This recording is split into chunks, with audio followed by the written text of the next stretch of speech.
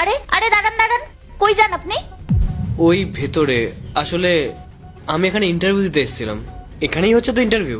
হ্যাঁ, ইন্টারভিউ তো এখানেই হওয়ার কথা ছিল, কিন্তু আজকে তো হবে না, আজকে তো অফিস বন্ধ। কি, আজকে অফিস বন্ধ? কিন্তু এটা কি করে হতে পারে? আমাকে তো আজকেই ডেট দেওয়া হয়েছিল। আসলে মালিক তো বিদেশ ভ্রমণে গেছে, তাই অফিস বন্ধ আছে। আপনি ওনার সাথে ফোনে কথা বলে নেবেন যে আবার কবে ইন্টারভিউ আছে, তবে আসবেন। আমি তো অনেক দূর থেকে এসেছি, আজকে যে অফিস বন্ধ সেটা তো ওনারা আমাকে একবার ইনফর্ম করতে পারতেন, তাহলে আমি আজকে আসতাম না। এখন আমি কি করি বলুন তো?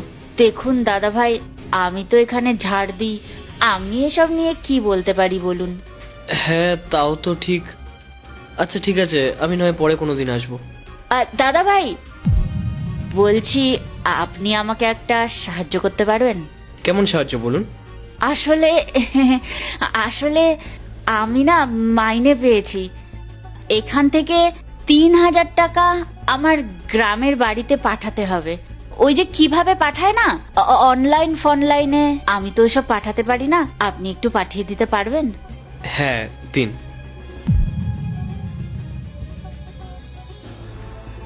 আপনি কত বললেন? 3,000? হ্যাঁ। কিন্তু এখানে তো 3500 টাকা আছে। এই নিন। হ্যাঁ তাই তো, 500 টাকা বেশি আছে।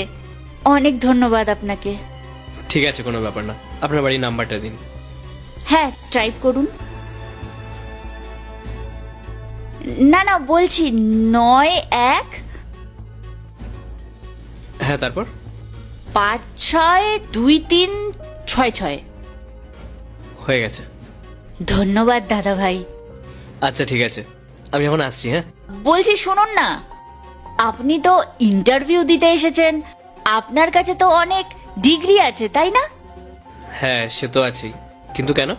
আসলে আমি তো বেশি পড়াশোনা করিনি, কোনোদিন ওইসব ডিগ্রি টিগ্রি দেখিও নি, জানি না কেমন হয়। আপনি একটু আপনার ডিগ্রিগুলো দেখাবেন আমাকে?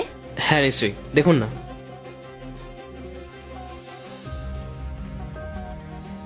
আরে বাহ, আপনি তো পড়াশোনায় অনেক নম্বর পেয়েছেন, 98, 99।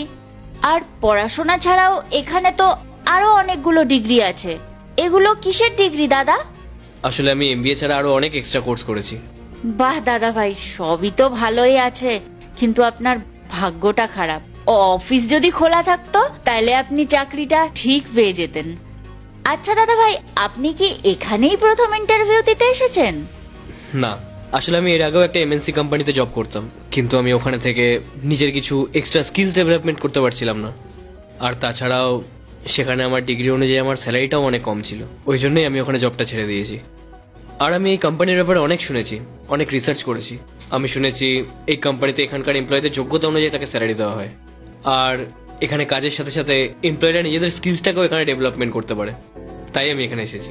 আচ্ছা, আমি ভগবানের কাছে প্রার্থনা করব এইখানে না হলেও আপনার ভালো কোনো অফিসে যেন চাকরি হয়ে যায়।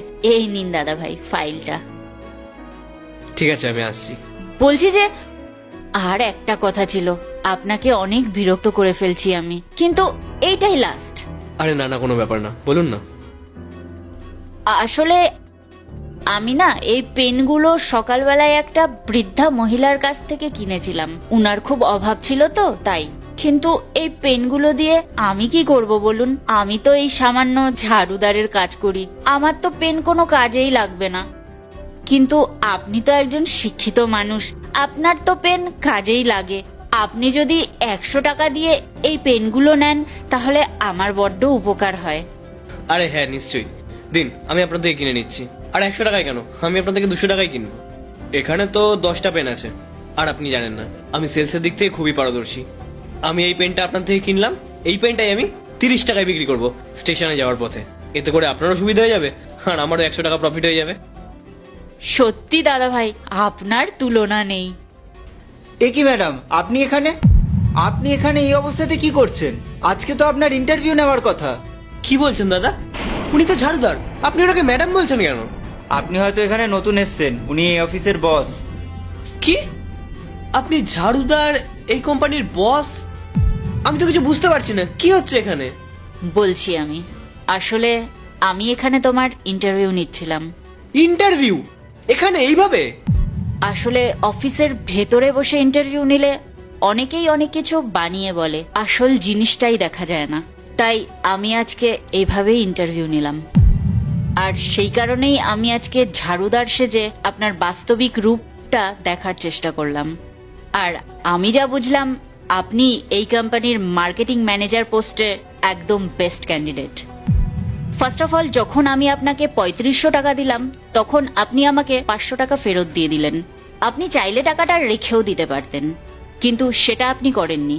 সেখানে আপনি আপনার সততার পরিচয় দিলেন। আর সেকেন্ড, যখন আমি আপনার প্রিভিয়াস কোম্পানিতে জব ছাড়ার কারণ জিজ্ঞেস করলাম তখন আপনি সেই কোম্পানির কোনো রকম বদনাম করেননি, শুধু ফ্যাক্টগুলো বললেন যে আপনার গ্রোথ হচ্ছে না, স্যালারি প্রবলেম, এইসব। এর থেকে বোঝা যায় যে আপনি মনের দিক থেকে কতটা সৎ। আর 3 নাম্বার, মানুষকে সাহায্য করা। এই যে আমার বাড়িতে টাকা পাঠিয়ে আমাকে সাহায্য করলেন আপনি। আর ঝাড়ুদার হওয়া সত্ত্বেও আপনি আমার সাথে এত ভালোভাবে ব্যবহার করছিলেন, যা থেকে ক্লিয়ার যে আপনি গরিব বড়লোকের মধ্যে কোনো ভেদাভেদ করেন না। আর সব থেকে বড় কথা, জবের জন্য আপনার স্কিল যদি মার্কেটিংই না করতে পারেন তাহলে কিসের মার্কেটিং ম্যানেজার? আপনি যেভাবে মার্কেটিং এর বিষয়গুলো এক্সপ্লেইন করলেন না, তার থেকেই বোঝা যায় যে আপনি আপনার কাজকে কতটা প্রায়োরিটি দেন। আর এটাই আমাদের কোম্পানির নিড, সবসময় ইনোভেটিভ আইডিয়াস কোম্পানিকে দেওয়া। তাই আপনি অ্যাজ এ মার্কেটিং ম্যানেজার হিসাবে আমাদের কোম্পানিতে জয়েন করতে পারেন। Thank you ma'am, thank you so much আমাকে এই পোস্টে হায়ার করার জন্য। তাহলে কালকে সকালে ঠিক টাইম মতো চলে আসবেন। কালকে আপনার জয়েনিং। আশা করি আপনি নিজের সাথে সাথে আপনার কোম্পানিকেও গ্রো করতে সাহায্য করবেন। অফকোর্স ম্যাম, আমি তাহলে এখন আসি।